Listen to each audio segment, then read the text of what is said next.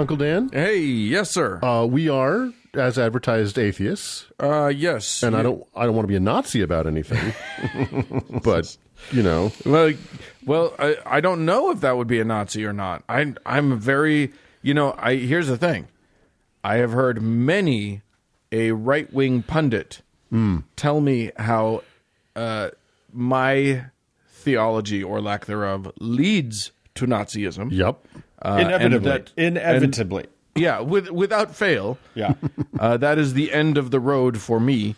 And then I've been confused because that's not what I thought Nazis were. And then I said, hey, what about you, Uncle Mark? What are your thoughts? Well, I think those right-wing pundits are right, that you're sitting in your dorm room in college and, you read River Out of Eden by Dawkins and you think, hey, I might be an atheist, and boom, all of a sudden you are sitting on top of a Panzer on your way to Warsaw. Yeah. So, fellas, we three have been atheists for some time, right?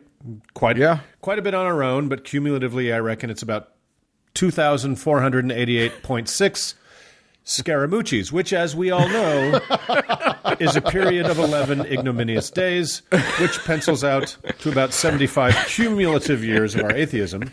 Now, here's where it gets interesting. Subtract those 75 years from the current 2020, and what do you get? 1945. And what wrapped up in 1945? Why, a little studied fracas called World War Part II. And lest you think this is a coincidence, which it surely cannot be, it is in fact relevant to today's topic. For if you are a baby atheist, or even one as old as we three in aggregate or individually, you have likely heard, like Dan, some religious apologists toss out a certain ahistorical World War II history nugget in an attempt to compare you to one of history's greatest evils. And that nugget is, the Nazis were atheists. So, yeah. You are like unto a Nazi. Now go please and blow your evil Nazi atheist brains out the end. So, indeed. What is one to make of this slanderous claim? Were the fascist National Socialists who seized Germany and eventually brought most of Europe to total ruin in a little more than a decade atheists? There's a short answer and a bit of a longer examination to get there, but the short answer is definitively no. Correct. No, they were not atheists by even the most tortured definition of the term, not even a little. Now, before we dive into the longer examination, let me start by saying this segment is not a blanket defense of atheism in thought or practice. As anyone with an internet connection can attest, there is no shortage of awful shitbag atheists out there, like there is no shortage of terrible Christian shitbags online. And usually, coupled with your Christian aunt's Facebook broadside that the Nazis were atheists just like you, are names like Stalin and Pol Pot, both of whom, in addition to being League of Champions genocidal mass murderers, were indeed atheists. So, it's 2 true. points to you, crazy Christian auntie. And I may make this a two-parter where we do a dive into cults of personality and 20th century political religions, where I think I can ably demonstrate that replacing the supernatural god with that an agrarian population had been taught to grovel before with a living man god who is actually far more dangerous and unquestionable is not really what any of us would describe as, air quotes, atheism, nor the application of the skeptical method. But until then, I want to talk about your aunt's Nazis were atheists canard because, well, it's not fucking true. So, in the pre-war years, Germany was a very religious country. We'll ignore for a moment that the almost dreamlike liberalism of Weimar Berlin in the late 20s and early 30s as the odd anomaly that it sadly was. We can talk about it at length another time. That's pretty fascinating. Yeah, that's fun. But Germany had long been divided between the extremely conservative Catholicism of Bavaria and the South generally, and the deeply anti-Semitic Protestantism of the North and the East. Let's not forget, Martin Luther was a native son of German soil, and in addition to being the original protester that put the protest in Protestantism, he was a white-hot Jew hater who put quill to paper to ink out a 65,000-word screed in 1543 titled lovingly, On the Jews and Their Lies. Yeah. So he was the spiritual father. It was sort of the prequel to the Protocols of the Elders of Zion. That's not true. That's very much true. So So he was the spiritual father of about half the country. In the late 19th and early 20th century, Germany, like any other Western country, was also enthralled with the esoteric movement, a weird bunch of spiritualists, neo-pagans, and weirdos that included subjects we've covered like Helena Blavatsky, Aleister Crowley, and Russia's greatest love machine, Grigory Rasputin.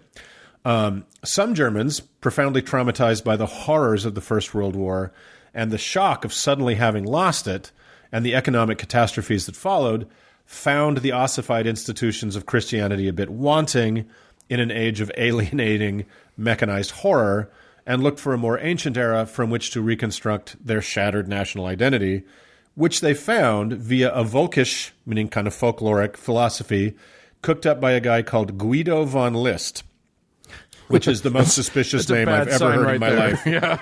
Most suspicious person ever. Yeah. And his philosophy was known as Ariosophy, which is basically the study of ancient, superior wisdom of the Aryan race. Basically, it was a callback to a heroic Teutonic age that borrowed heavily from the Norse mythology, and in short, never really happened. So, concurrently, after a series of unfortunate events that aren't really germane to this discussion, a failed watercolorist and World War I veteran named Adolf was coming very close to power in the fractious German political system. So, let's talk about the Führer himself and his alleged atheism for just a tick. There's a rumor that Hitler was Jewish, via a tenuous link to a possibly Jewish grandfather, but as neither of his grandfathers can be conclusively identified, this is not actually verifiable. He was, however, baptized, raised, and confirmed a Catholic, a blessing he maintained through life and beyond death. While associates say they never saw him take communion after he left home at 18, he never openly renounced his Catholicism, nor was he ever, even to this day, excommunicated. In fact, only one Nazi with a name history remembers at all was excommunicated, propaganda minister Joseph Goebbels, and that was for the grievous sin of having married a divorced Protestant. Some Catholic apologists online try to claim there was a blanket excommunication of the Nazis. This is a total fabrication. It never happened. Right. Hitler, Himmler, Eichmann, Hess all remained Catholics in good standing as far as the Vatican is concerned. Now, as many of you know, Hitler was not a man of few words, and in fact, basically never shut the fuck up. Right. If Europe's most powerful man, and a god in his own estimation, was an atheist, he had more than 20 years of his own printed words and endless recordings to say so. He never did. Not once. And beyond that, he proclaimed himself a Christian and an admirer of Jesus. Side note, that's going to get really complicated in just a minute. Yeah. Many, many times. Not only in loads of broadcast speeches, but also in his five... I do have one point of order, Mark. I'm sorry to interrupt you, but I just realized that you had said earlier that he was a Catholic all the way through. I do want to point out, he is a Mormon now. I just wanted to point that out. Yes. If he accepts it. That's right. Yeah. Clearly he's accepted it. Keep going. Yes, thank you, Dan. That stuff. Thank you for that very, very critical correction. And beyond that, and another time, Nazi campaign was not so successful. Another time, we need to talk about the very interesting relationship between Mormonism and Nazism, because it's fascinating. There's a brilliant book about it. I'll discuss that another time. But anyway, so he had, even in his 500-page "Cry from the Wilderness," Mein Kampf, he declared himself a Christian, and of course, Mein Kampf directly translates as "my Kampf." No, it does. Your German is perfection. It means my struggle. So here are just a few examples of Hitler declaring his deeply held atheism. Quote, "Besides that, I believe one thing. There is a Lord God, and this Lord God creates the people." Another quote. "We were convinced that the people need and require this faith. We have therefore undertaken the fight against the atheist movement, and not merely with a few theoretical declarations, we have stamped it out." Another quote. "My feelings as a Christian points me to my Lord and Savior as a fighter. It points me to the man who once in loneliness, surrounded by few followers, recognized these Jews for what they were and summoned men to fight against them, and who, God's truth, was greatest not as a sufferer, but as a fighter. In boundless love, as a Christian and as a man, I read through the passages which tells us how the Lord at last rose in his might and seized the scourge to drive out of the temple the brood of vipers and adders. How terrific was his fight for the world against the Jewish poison.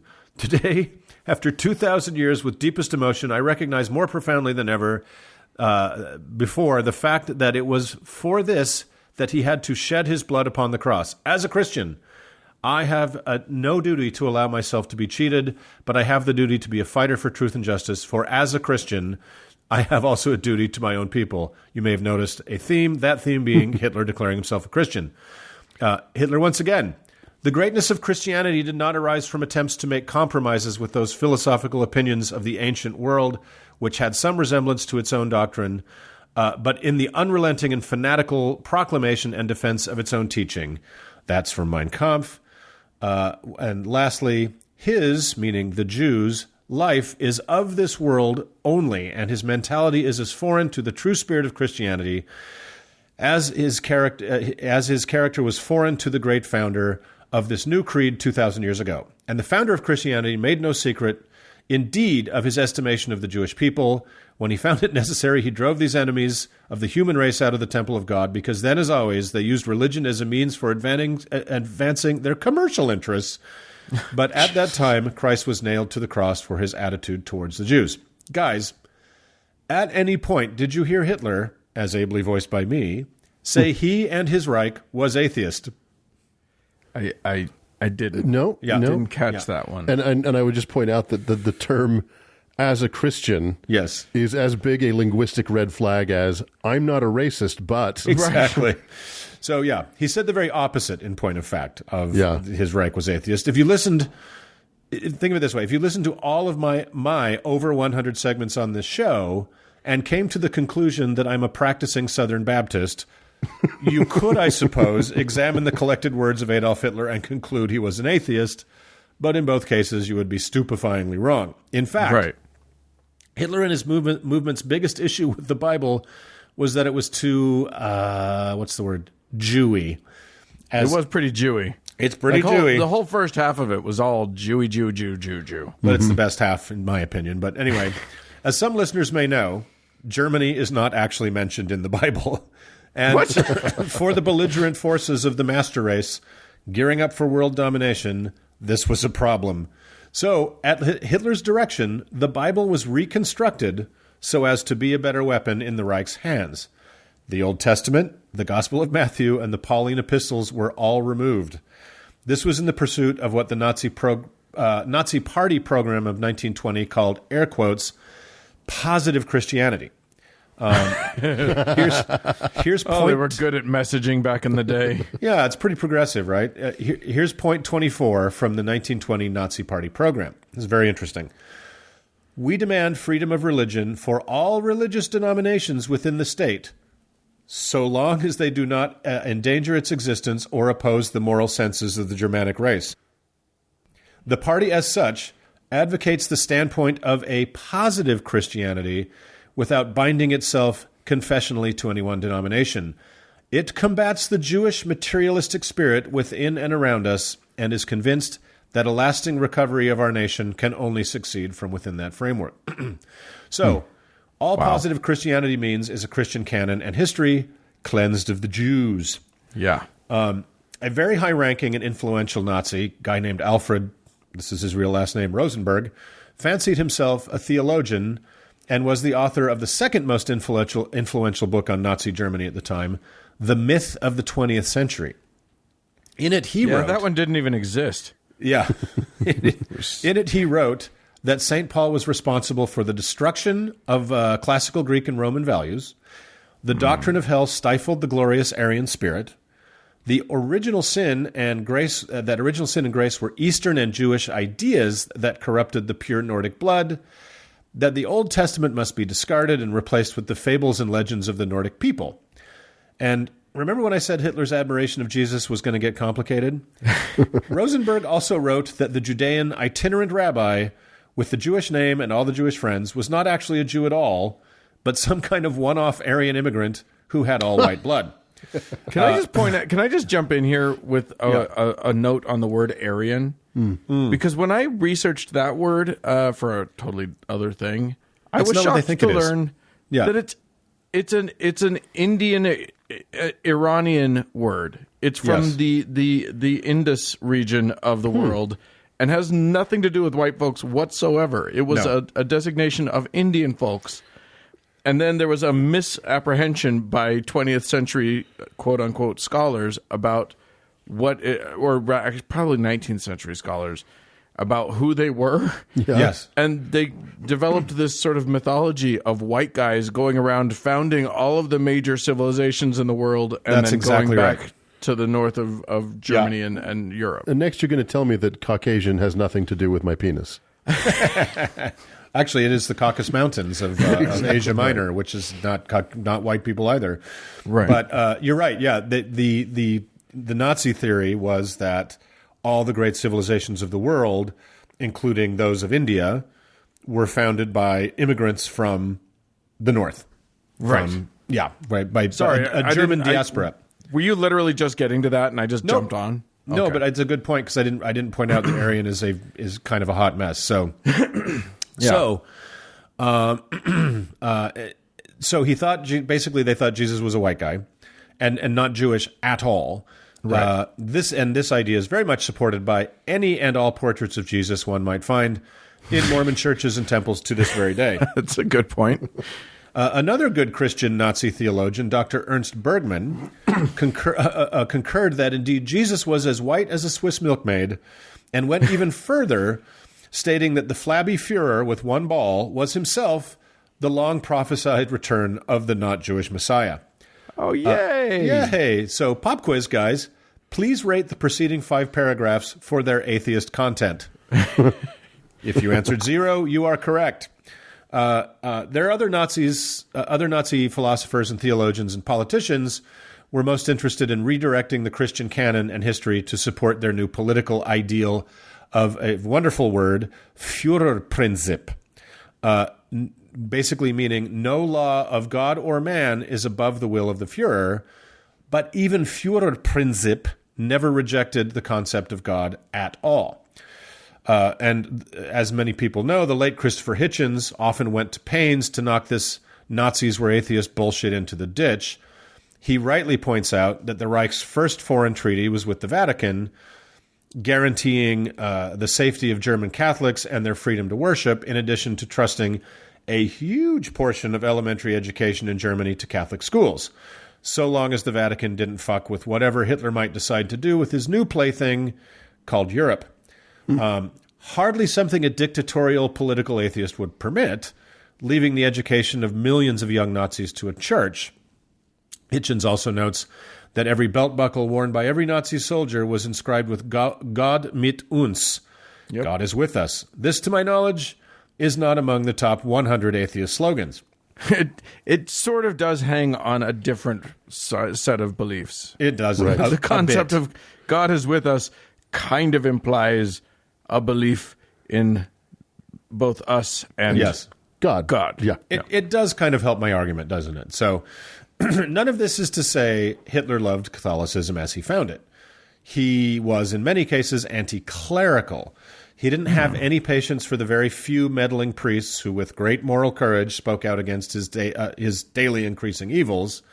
They were sent to the camps, as were many hundreds of priests who just happened to have the bad luck of being from small towns in Poland and Eastern Europe, where they were among their community's most important authority figures and thus politically inconvenient. In all the important ways, Hitler was no different from the bulk of history's despotic strongmen. He arrived at a position of immense power and looked around at the tools at his disposal to maintain and increase it. Mm-hmm. Both the Catholic and Protestant churches were massive, influential, long-established instruments of right-wing power in Germany. You'd have to be crazy to fight them rather than co-opt them into your malevolence.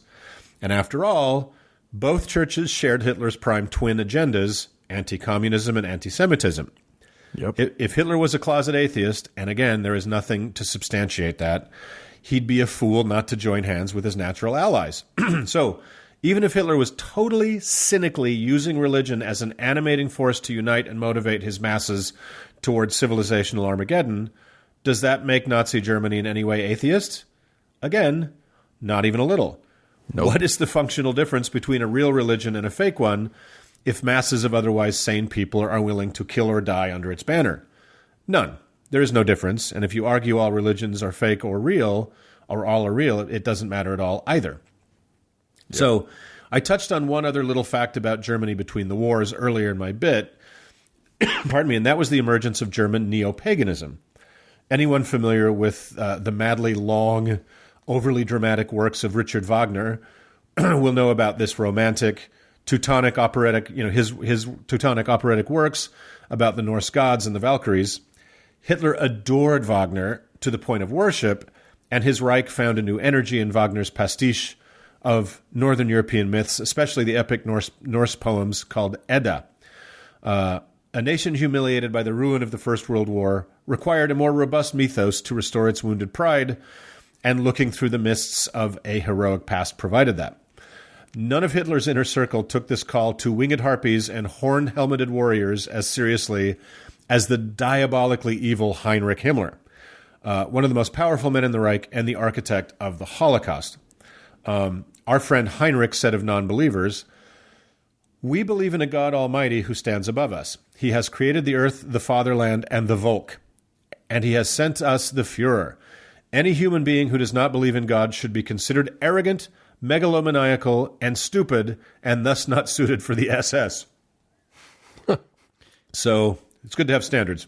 Yeah, Right. I am a little arrogant and definitely not suited for the SS. So I feel like he's got like 2 out of 3 on that one. Yeah, I got to lose some weight if I'm going to get into those jodhpurs. So while obviously not even a tiny bit atheist, Himmler's concept of God was a complicated one.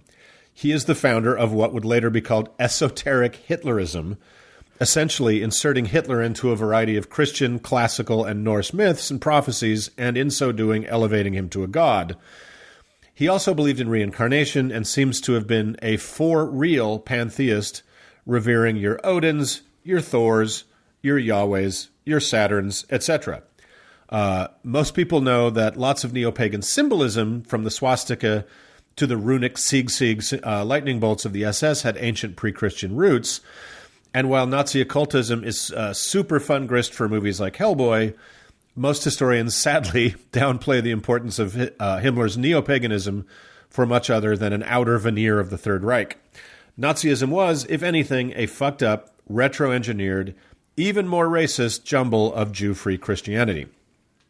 So, was Nazi Germany's relationship to religion a hot mess? Abso-fucking-lutely. Was it atheist? Fuck no. And furthermore, if one looks at atheism and skepticism as an attempt to view the world through a rational lens of reason and consciousness, it was not an overabundance of reason and clear thought that, to paraphrase the great Werner Herzog, caused 1/3 of Germany to kill another third while the last third watched. Yeah. It was very likely a meth-fueled confluence, and that's a true confluence of nationalism, carefully cultivated fear and hatred, a reverence for the Führer and the God that delivered him that did that. A weird hot mess does not equal atheism. A declared lack of belief in gods equals atheism. Although atheism doesn't exclude weird hot messes. There's a lot of those. No, totally, and we can talk about those at great length. But a hot mess of religion is not atheism. Right. Hitler being a bad or lapsed Catholic does not automatically make him an atheist. If he was, he would have said so. While there were anti-clerical movements and actions in the Reich, the concept of God and Germany's place in God's ordained order was never in question, ever. But here's an interesting way to finish this. Since your auntie is such an authority on mass-murdering, democracy-crushing strongmen, you might ask her about her feelings toward all of the 20th century's overtly Christian dictatorships, like Franco's Spain, Salazar's Portugal, Mussolini's Italy, of course, Metaxa's Greece, Juan and Evita Perón's Argentina, Pinochet's Chile, Stroessner's Paraguay, the military junta of Brazil, Somoza's Nicaragua, the Duvalier's Haiti, very beloved of Mother Teresa, by the way, the Marcos's Philippines, Martinez's El Salvador, Noriega's Panama, Milosevic's Serbia, and Trujillo's Dominican Republic, to name just a few. And this discussion hasn't even touched on one of the 20th century's most nightmarishly, suicidally belligerent authoritarian regimes, Imperial Japan. Yeah. This religious, militaristic ethno-cult committed atrocities on a mind-bending scale throughout Asia and the Pacific in the name of its sun god emperor and its divine right to rule over all other nations. But maybe that sort of thing is a little outside your Christian aunt's grasp of what counts as religion, since they weren't Christian. And while you're at it, you might ask your Christian aunt who she voted for if the specter of dictatorship keeps her up at night. So Yeah. you can with certainty tell your auntie and whomever else casually compares you to a Nazi that no, the Nazis were not atheists. As atheists, we have our own trash to take out with the hellscapes created by avowed atheists Stalin, Mao, and Pol Pot. And if time allows, as I said, I'll dig into those next week. And like I said earlier, show that reason and sanity were not really their brand. But Nazis ain't our trash to take out. That's for the Christians to do. So That's right. there you go, guys. In a nutshell, the answer is no. Yeah. And everybody look for our upcoming How to Heretic poll on which televangelist here in the U.S. will eventually declare Donald Trump the return of Jesus Christ. That'll be... That hasn't happened yet? Yeah, well... I think it's happened. I think I'm one sure of it them has. did. Yeah. I think White or Jeffers has a... But here's the problem, Mark, and we talked about this earlier, and you were talking about this in your Woo segment, Uncle Dan, is that no matter how many times you beat this canard down, and no matter how effectively you do it, when you turn around, it will have grown back full. Yeah. They cannot walk away from this. And to your point, Uncle Mark, they can't even be nuanced and concede that some of history's worst dictators were atheists. Yes. But some of them were religious. Yeah. Yeah. Right, But like- the bulk of them were not. Yeah, exactly. Yeah. Yeah. So, I mean, they would be wise to not engage in this at all, but they can only do so disingenuously. Yeah. Yeah. Yeah. Well, it's that when you're kind of an ignoramus, everything you hate gets lumped into one pile, right? Yeah. So you're a communist, Nazi, fascist, anarcho-syndicalist. You know, it's like, no, those are all different things. They don't. Right. You're an idiot. Like there are bad atheist things. You can call me that, and Yeah. you've got a Yeah. point, right? But not a Nazi. That's it. Yeah. Thanks for that, Uncle Mark. And don't worry, Scaramucci references still feel 100% relevant. So. I'm sure they will again. Let's move on.